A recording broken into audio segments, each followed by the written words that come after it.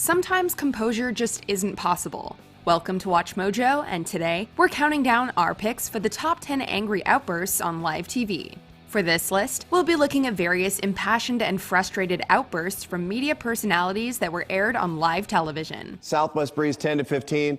Here's a 60. I don't know if that's good enough for you guys. Number 10. Frankly, just bullshit. In late February 2020, convicted Illinois Governor Rod Blagojevich appeared on CNN to talk with Anderson Cooper. Blagojevich was serving 14 years in prison for soliciting bribes, a sentence later commuted by President Donald Trump on February 18, 2020. Blagojevich is playing up his prison time, referring to himself as a political prisoner and comparing himself to Nelson Mandela. And that is the shocking fact. I just got to stop you. I'm sorry. As someone who's worked in South Africa and saw apartheid, the idea that you are comparing yourself to somebody who has actually been railroaded by an apartheid system is just nuts. Cooper rightfully calls this comparison offensive, but that's not all. As the interview goes on, Cooper grows increasingly resentful and impatient with Blagojevich's statements, and he eventually refers to his alternate universe of facts as bullshit. You do have an obligation to at least admit what you did wrong, and you refuse to do that, and you're creating a whole new alternate universe of facts, and that may be big in politics today, but it's still, frankly, just bullshit. This isn't the first time that Cooper has spoken his mind. Back on Anderson Live, he called the so-called human Barbie a dreadful person and cut the interview short. I try to be really polite to all my guests. I just think you're dreadful, and I honestly don't want to talk to you anymore, so I'm just going to stop. Number 9. Weatherman's cold response. We all get a case of the winter blues sooner or later. It affects some people worse than others, even the meteorologists. Predicting the weather accurately is a multi-billion-dollar industry that can affect businesses and literally save lives. So there is a lot of pressure on weather forecasters, which might explain why they sometimes snap. In 2018, a Grand Rapids, Michigan meteorologist named Gary Frank let loose on one particularly cold day, venting not as much about the cold weather, but the reactions and expectations of his coworkers for constantly complaining about it. Well, because you guys are dragging me down. You guys keep... Well, every time I get done with the 7-day, you guys are like, oh, gosh, oh. Every time. His sarcastic rant includes mimicking his coworkers' disappointed sighs and suggesting maybe he should just misrepresent the weather to be warmer to make everyone happy. It's actually refreshing to see such human moments like this on the news. Doesn't matter what time I come on. 4:30, 5:30, 6:30, and then you expect me to be chipper for 5 straight hours. It's miserable. Number 8. Anchor untethered. Back in 2009, Drew Smith, a news anchor for SNN News 6 in Sarasota, Florida, had very little patience for poorly worded transcripts. After struggling to get through a story, Smith sighs in frustration and hangs his head in shame. In her will, Smith also intentionally omitted to provide for her spouse and other heirs, including future spouses and children, and other descendants. They will... After a brief pause, Smith brandishes his copy of the script and asks, "Who writes this stuff?" And asks either the crew or the viewers at home if they are as confused as he is. Are you guys lost like I am? Before continuing on, Smith seemingly answers his earlier question by stating, quote, "Some intern at NBC News Channel writes this crap." But we get it. Poorly worded news is confusing for everyone, and quality control is important. Some intern at NBC News Channel writes this crap. Number 7. Alexi Lalas speaks his mind. Sports commentators aren't one to mince words. If a performance sucks, they're going to tell you about it. And Alexi Lalas, a former soccer star and pundit for Fox Sports, certainly told us about it. It's dark days indeed, but this is a time for leaders to step up. And so to the supposed leaders, I will say this. All right. While covering a match between the Seattle Sounders and LA Galaxy, Lalas unleashes a barrage of insults against the national United States soccer team. He singles out specific people, including Tim Howard, Jeff Cameron, and Clint Dempsey, and says that those that he didn't single out, quote, don't even warrant a mention. Tim Howard. Tim, the Belgium game ended 3 years ago. We need you to save the ball now. Jeff Cameron, clean it up or let's get someone who will. Clint Dempsey, yeah, you're a national team legend. Now we need you to be a national team leader. And that's before calling them all, quote, soft, underperforming tattooed millionaires. We don't know if this is tough love or just straight up mean. You're going to continue to be a bunch of soft, underperforming, tattooed millionaires? You are a soccer generation that has been given everything. You are a soccer generation who is on the verge of squandering everything. Number 6, let me talk, Carol. If this list proves anything, it's that meteorologists are hanging on by a thread. This outburst concerns Chad Myers, the severe weather expert for CNN. Okay, Not so as lower Chad, pressure, but Chad, Camille. Chad, Let me talk, Carol. Translate that for us. I don't know what that means. What does that mean? Well, if you would let me talk. While discussing Hurricane Katrina, anchor Carol Costello interrupts Myers and asks him to clarify the complex and technical terminology that he's using. Myers proceeds to yell, "Let me talk, Carol," and throws his papers on the ground in frustration. Costello and Myers both laugh the incident off, and Myers states that he was just having fun with Costello. It seems clear that they do this simply to diffuse the palpable tension, because Myers was obviously not having fun. He is stressed the heck out. All right. Carol. Thank you, Chad. All right, just having fun with you this morning. I know. All right. It's a stressful time, It I is. know. Number 5, burning with frustration. This is a hot one. Okay, not literally, but there is fire involved.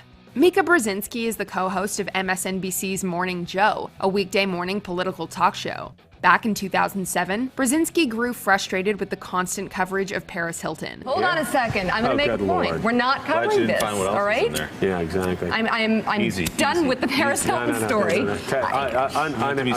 Just do the news. She attempts to set her news documents on fire, saying, quote, "I'm done with the Paris Hilton story." When her co-anchor takes the lighter away, Brzezinski gets up and throws the papers into a nearby paper shredder. This is my Paris Hilton story.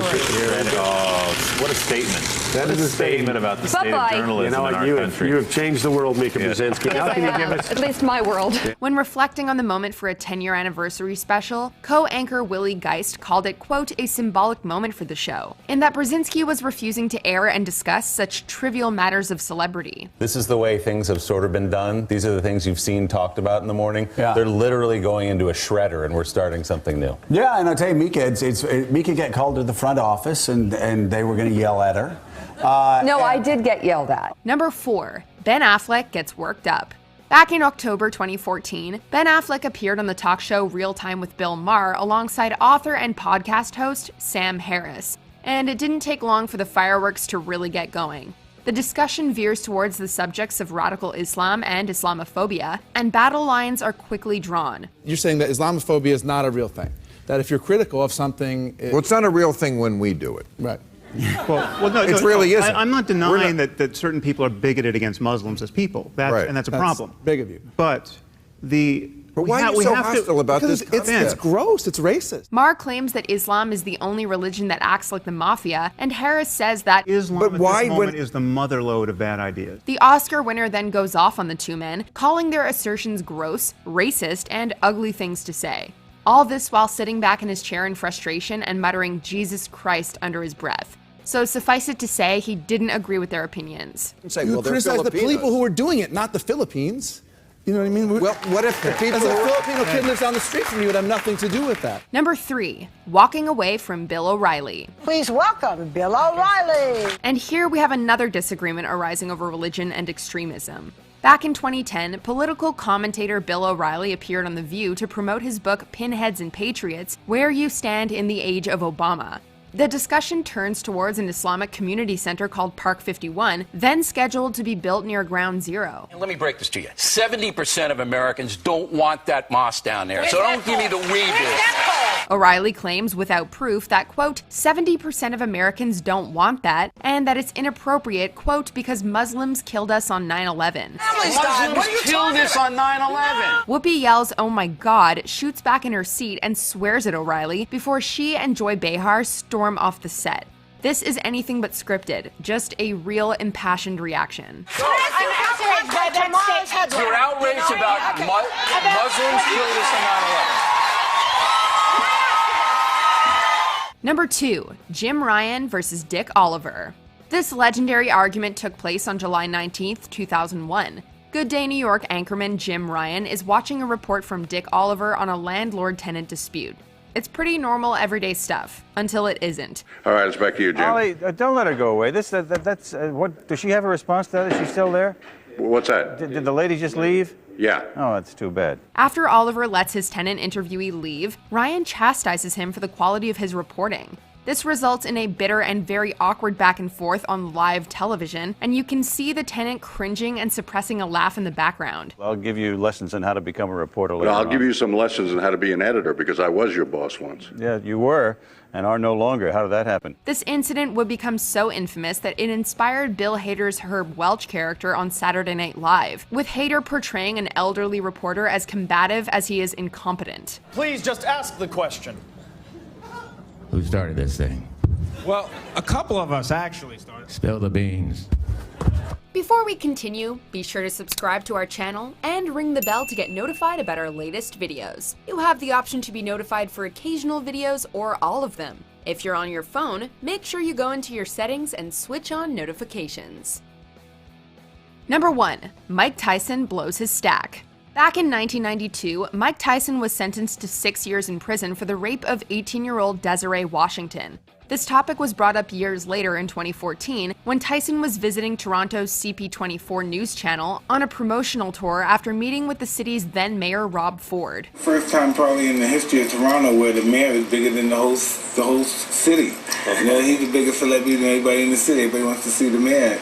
And he's a really dynamic character. News anchor Nathan Downer broaches the idea that the mayoral meeting could possibly have interfered with Ford's election race, as Tyson is a convicted rapist. I don't have no comment to that, you know, because it's negative and you're being negative.